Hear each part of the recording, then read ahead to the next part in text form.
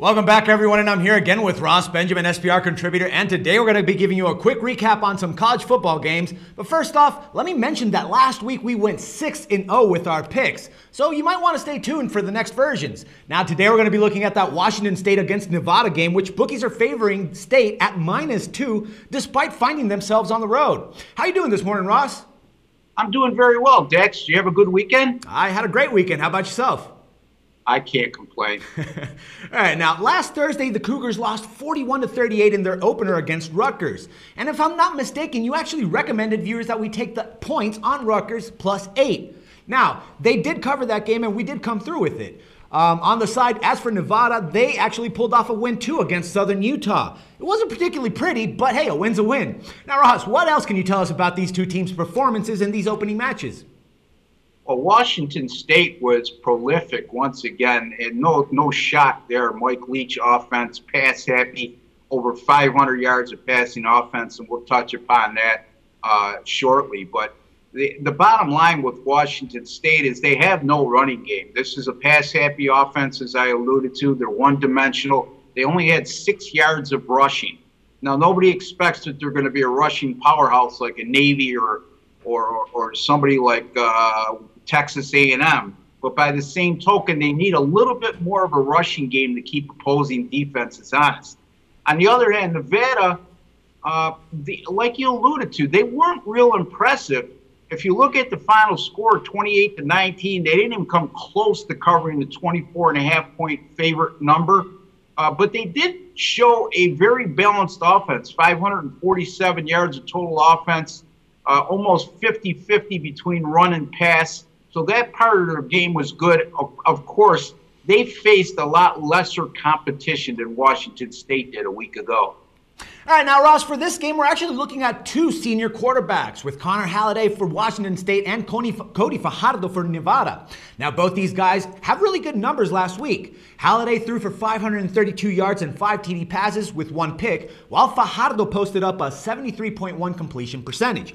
Now, Ross, can you give us a clear picture of what these guys have done in their college career so far? Well, there are two different types of quarterbacks, actually. Connor Halliday of Washington State is more of the prototypical drop-back passer, while Cody Fajardo is more of a dual threat. He can beat you with both his arm and his legs. Doesn't have quite the arm as Connor Halliday and isn't as prolific a passer, but he's very efficient, as you alluded to. This guy's completed 68% of his passes in his college career. And last week, as you also touched upon, over 73% completion percentage did not hurt that number whatsoever.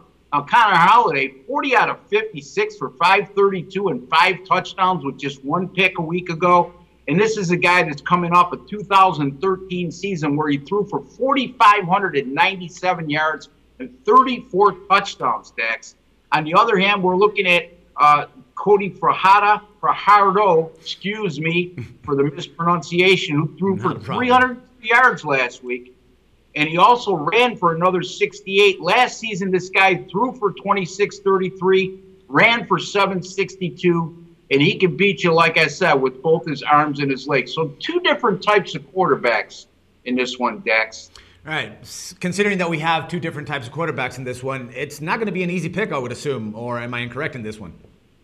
Well, no, it's not, because you have a team coming off a loss that's a small favorite on the road against a team coming off a win. So this seems like an ideal situation for me. Over the years, I've thrived on these situations where a team coming off a loss is a favorite against a team coming off a win. If you look at the whole body of work here, Washington State faced a tougher opponent in Rutgers out of the Big Ten, while Nevada faced a Southern Utah team out of the FCS.